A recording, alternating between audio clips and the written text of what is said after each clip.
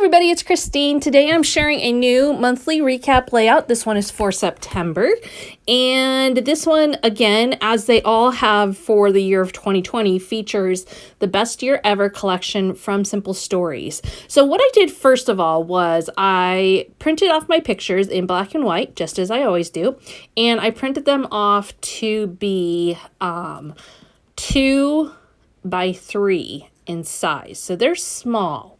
And then I put 2 of them onto one of the cut apart cards from this collection. So basically using some of the cut apart cards that I knew I wasn't going to use otherwise for matting. And so that was able to right off the bat bring a lot of color to the layout. Now for my base, I am actually using a new Color Vibe cardstock that they have wood grains on one side and then they have graph notebook style papers on the other side. And since this is a September layout, it just felt appropriate to use something that looked like graph paper. So I opted for that. Now, most of my layouts for this series so far have been very symmetrical, linear. This one is gonna still have the straight lines, but as you can see already from how I'm adhering my pictures, it is not symmetrical.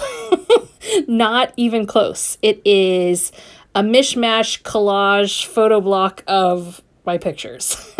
But that said, I was still able to get a lot of pictures on there, even throwing symmetry out the window, which I think part of it is when we do layouts with a lot of pictures, you tend to think very symmetrically.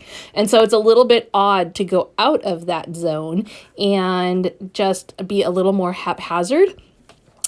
But my embellishments today are very straight and clean. And so combining that with the pictures, I didn't want to have straight and clean all the way around. I needed to have the style kind of bounce between the two so that it looked good. So you can see I've got those on there now and I'm happy with them. And so what I'm using for my main embellishment today is these pencils. And these are fussy cut from cut apart cards again. So some of those papers that have the 2x3 or 4x4 or 3x4, those kinds of papers. So I really liked the pencils. And I really liked the size of them and the fact that they were about the same size as each of my little photo blocks. And so I decided to cut those out. And you can see what I mean. They're very clean, simple. And if I had had a very boxy layout, they would have not looked quite as good, I don't think, as they do here. Now, one of the things I'm trying to do is get them nice and even. I'm going to be keeping it really quite simple today, as I do with all of these monthly recaps. These are strictly about keeping that story, telling that story, and very little about the actual art part and the creative process. It's really truly just about the story. And so I don't tend to get super duper creative on these. That said, certainly if you are copying some elements from this, take it as far as you feel good doing. I tend to not want to invest hours on this kind of a layout when I know I can be satisfied with a simple, clean layout.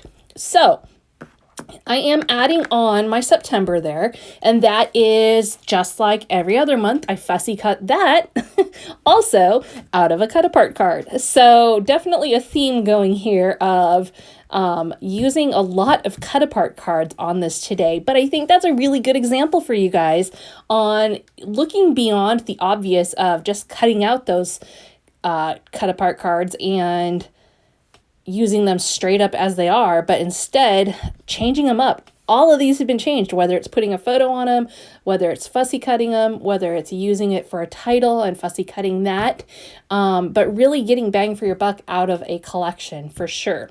And really, truly, at this point, I've done 9 months. So I'm starting to run low on some stuff. I definitely do not have a huge selection of patterned paper left at this point. And stickers, not so bad. But there's stickers for each month. So it's a little tricky because, you know, obviously I don't want to slap pumpkins on September or, you know, fireworks or that kind of thing. So I'm adding that on. You did see that I added some 3D foam adhesive to the back of that so I can pop it up. I used a combination of 3D foam squares and 3D foam lines. Oh shoot, that's not the right name of them. I'm spacing the name right now, but they're like long skinny lines, and those work really great for cutting apart and using on things, especially script font. I will try to link you to those down below so I make sure you can get the name right if you want to check them out. And then I'm gonna just kind of finish things off embellishing, as I said, just a few little tiny more details, not too much.